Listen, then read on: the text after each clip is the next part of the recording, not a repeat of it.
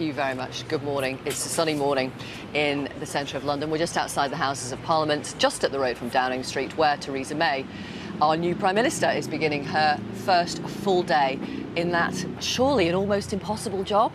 Does anyone really have the skills to do that job effectively?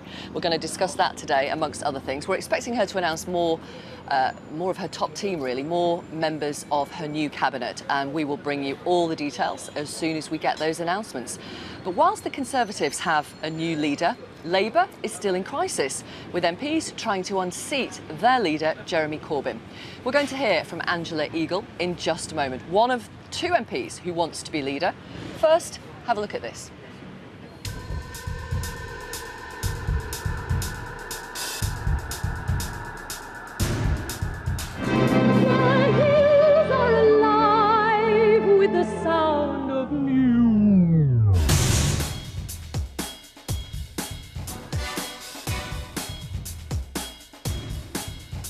I don't think Jeremy is in a position to provide the leadership that we need to be able to offer. For all his qualities, I don't believe that leader is Jeremy. I feel that I've served in the best way I can, and today I had to go.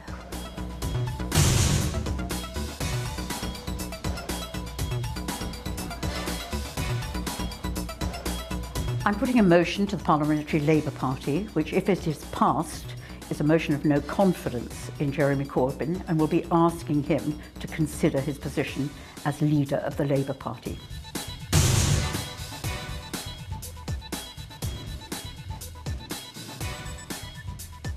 I have come to the conclusion very reluctantly that Jeremy Corbyn's position is untenable. This is a time of acute national crisis. People from all wings of the party in Parliament have lost confidence in Jeremy.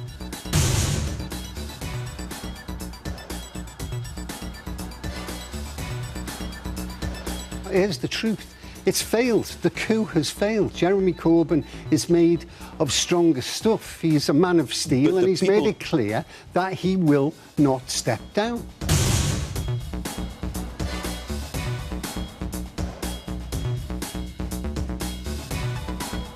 Let me read, it'll only take a second or two. This is very tiresome, I know.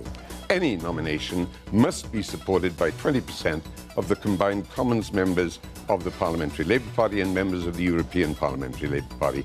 Nominations not attaining this threshold shall be null and void.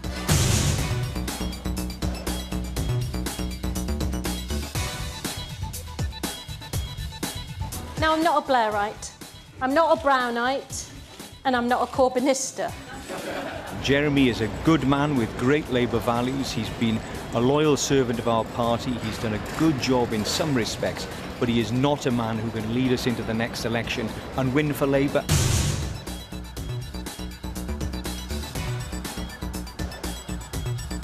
Can we avoid the disaster we're heading to of the talk of civil war and separate parties? You can't have that. We must do everything to stop it.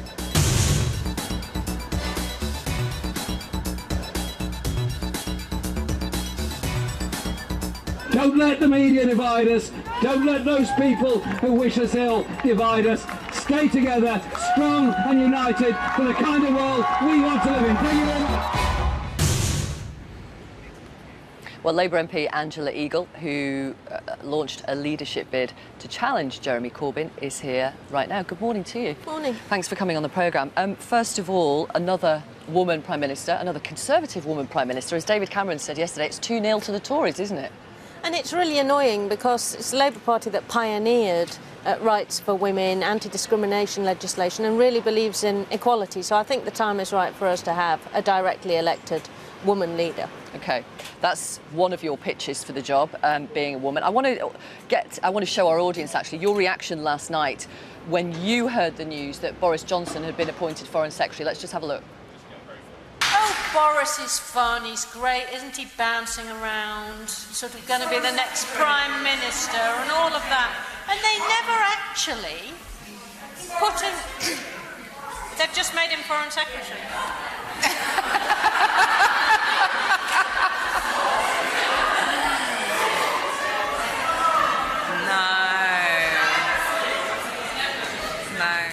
Shocked and bewildered, would they be the right adjectives? Well, just astonished, really. I mean, this is a man who came up to Liverpool, repeated all the lies about the Hillsborough families, insulted the entire city and the whole region of Merseyside, and then was forced to come back up and apologise by his then leader, Michael Howard. And then he insulted President Obama by referring to his Kenyan roots. Is this the man we want to be Foreign Secretary? I couldn't believe it. I don't know if you heard the Chancellor on the radio, the new Chancellor on the radio this morning, when asked if Boris Johnson was up to the job of Foreign Secretary, he said, well, Foreign Office has really good civil servants and the Prime Minister is in charge. Oh, so he'll get the pay and somebody else will do the work? Not impressed, clearly. No. Theresa May on the steps of Downing Street yesterday really sounded to me like she wants to be the champion of the working classes. Are you worried? I'm not worried because she's got a record as long as your arm in the previous government, the coalition government and this Conservative government, of absolutely hammering Labour areas with austerity policies, cuts everywhere, visited upon those communities that are the least able to deal with them because they're the poorest. And that is not a middle ground pitch for me. So we need, as a party, a Labour Party, to talk about how we can revive these areas. She can talk about it, but we know what her record is. You were meant to be the Unity candidate to challenge Jeremy Corbyn, but now apparently there's another Unity candidate who's come forward and wants to be leader as well. That's not going to help you, is it? Well, look, I think the important thing is that I obviously believe I'm the best person to lead the Labour Party in these difficult times for the party, and they're dangerous times for the country because the aftermath of the Brexit vote really has thrown everything up in the air. Our prosperity is on the line, our social justice, social equality, all at risk. But Owen equal Smith pay for work of equal value for women, sure. That's EU law. What's going to happen to that? Owen Smith throwing his hat into the ring makes it harder for you. Less likely that you're going to oust Jeremy Corbyn, which is your aim. I think the key thing is that we've got to say that Jeremy is not providing the leadership, cannot provide the leadership in Parliament, and is not going down well on the doorstep with 9 million Labour voters. I'm going to be making that argument. I'm happy to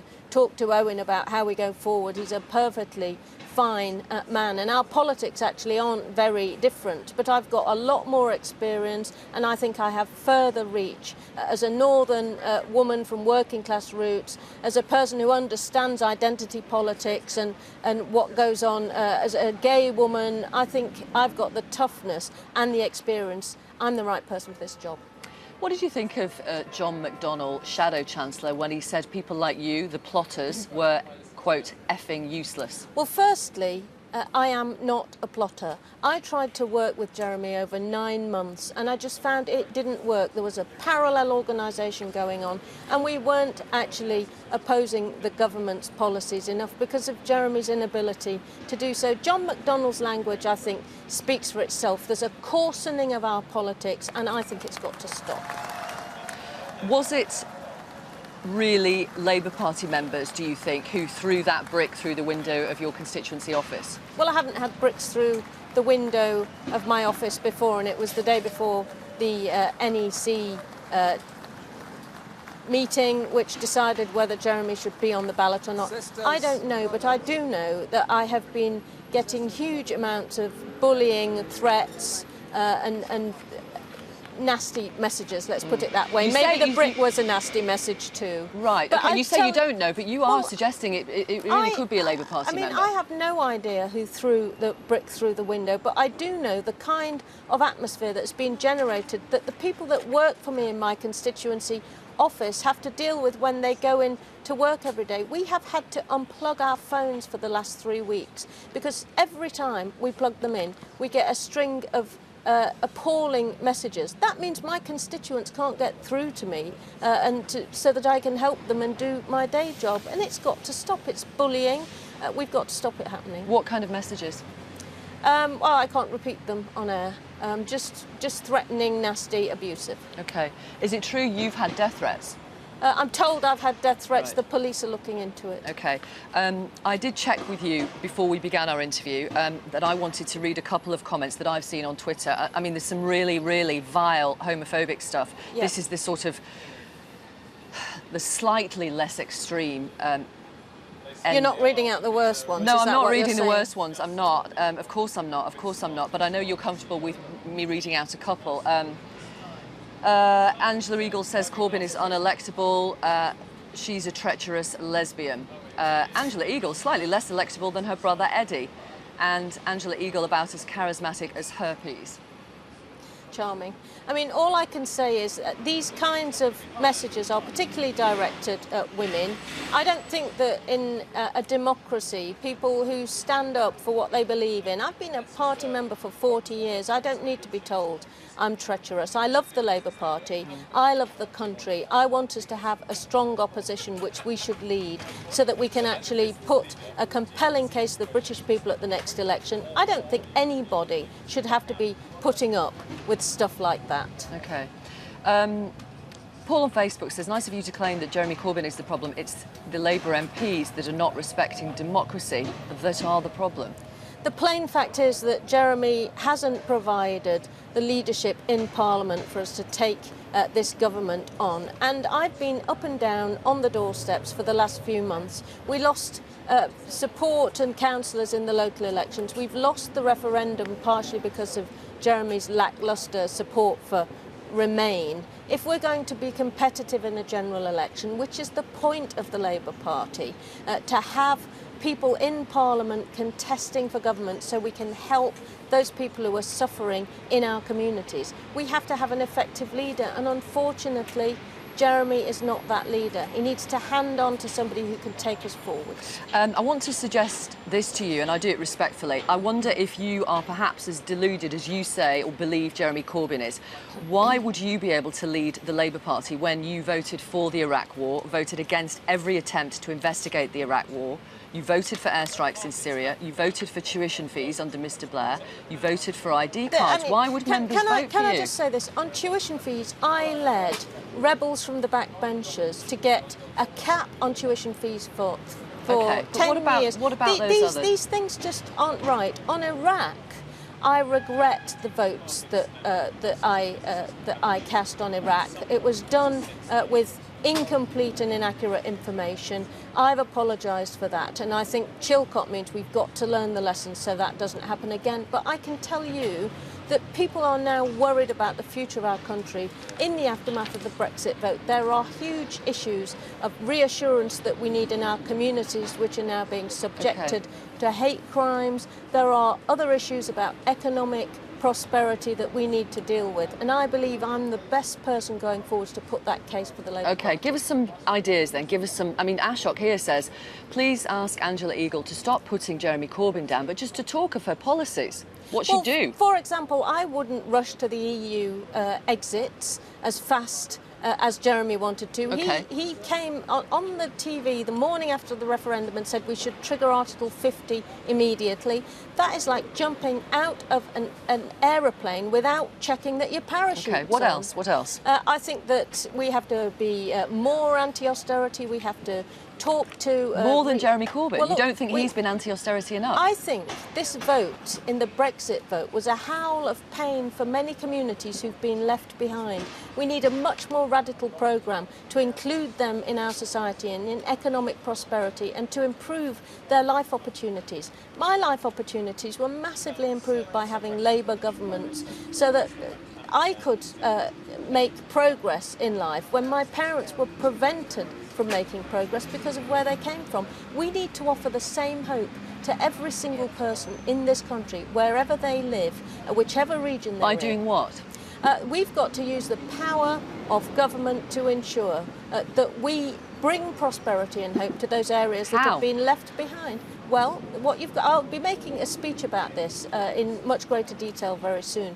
But I think we need to recognise we've got a divided society. We've got to bring it back together by sharing out economic no one's going to disagree with that. I'm just asking for some specifics. Victoria, I will be making speeches about this during the course of the leadership campaign, and I'm more than happy to come on your show when I've made them and I've set out the detail to talk about it. OK. You doubled your majority at the last election. Your constituents really like you, but they don't want you to be challenging Jeremy Corbyn for the leadership of their party. Why do you say that? Well, you're facing a vote of no confidence in your local party. These are That's a why. tiny disruptive group of people who were thrown out in the 1990s, who have come back in the last year and are making a lot of noise. It's not the vast majority of my party membership, and you mustn't assume that that's the case. All right, but if you lose that vote of no confidence, then what? I am challenging Jeremy Corbyn for leadership of the Labour Party. I think we need strong, decisive and effective leadership now, and I am putting myself forward to offer that to the party. Thank you very much for talking to us this morning. Thank you for coming on the programme. Thank you. Angela Eagle, your views are very welcome. There's one more for now from Richard on Facebook. Stick with it, Jeremy Corbyn. All these MPs want you out, so you must be right for the job. If you want to get in touch, you're very welcome. Do message us on Facebook. You can tweet as well. Use the hashtag Victoria Live. You can text and you can send an email, Victoria